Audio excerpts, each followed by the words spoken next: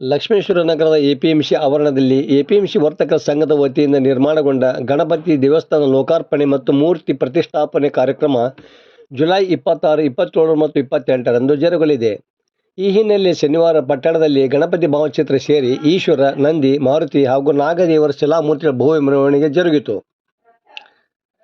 ಮುಕ್ತಿಮಂದಿರ ಧರ್ಮಕ್ಷೇತ್ರ ಪಟ್ಟಾಧ್ಯಕ್ಷರಾದ ವಿಮಲ ರೇಣುಕ ವೀರ ಮುಕ್ತಿಮಣಿ ಶಿವಾಚಾರ್ಯ ಸ್ವಾಮೀಜಿ ಮೆರವಣಿಗೆಗೆ ಚಾಲನೆ ನೀಡಿದರು. ಈ ಸಂದರ್ಭದಲ್ಲಿ ಮಾಜಿ ಶಾಸಕರಾದ ಜೆ. ಮಾಂತಶೆಟ್ಟರ, ಜೆಎಸ್ ಗಡ್ಡದೇವರಮಠ, ಎಪಿಎಂಸಿ ವರ್ತಕ ಸಂಘದ ಅಧ್ಯಕ್ಷ ಓಂ ಪ್ರಕಾಶ್ ಜೈನ, ಸಂಗಪ್ಪ ಹನುಮಸಾಗರ, ಚಂಬಣ್ಣ ಬಾಳಿಕೆ, ಸಿದ್ದನಗೌಡ ಬಳ್ಳೊಳ್ಳಿ, ಬಸವೇಶ್ ಮಾಂತಶೆಟ್ಟರ, ಪೂರ್ಣಾಜಿ ಖರಾಟೆ, ಸುಭಾಷ್ ಸೋದನವರ, ತೋಂಟೇಶ್ ಮಾನ್ವಿ, ಕುಬೇರಪ್ಪ ಮಾಂತಶೆಟ್ಟರ, ವಿಜಯ್ ಕುಮಾರ್ ಹತ್ತಿಕಾಳ, ಸಂತೋಷ್ ಬಾಳಿಕಾಯಿ, ರಾಜು ಕೊಟಗಿ, ವಿಜಯ್ ಬೂದಿಹಾಳ, ಸೋಮೇಶ್ ಉಪನಾಳ, ರಾಘವೇಂದ್ರ ಸದಾವರ್ತಿ, ವಿಜಯ್ ಕರಡಿ, ಫಿರ್ದೋಷ್ ಆಡೂರ, ರಾಮಣ್ಣ ಗಡದವರ, ನಿಂಗಪ್ಪ ಬನ್ನಿ, ರಾಮಣ್ಣ ರೀತಿ, ಕಲ್ಲಪ್ಪ ಹಡಪದ ಸೇರಿದಂತೆ ಮತ್ತಿತರರು ಇದ್ದರು.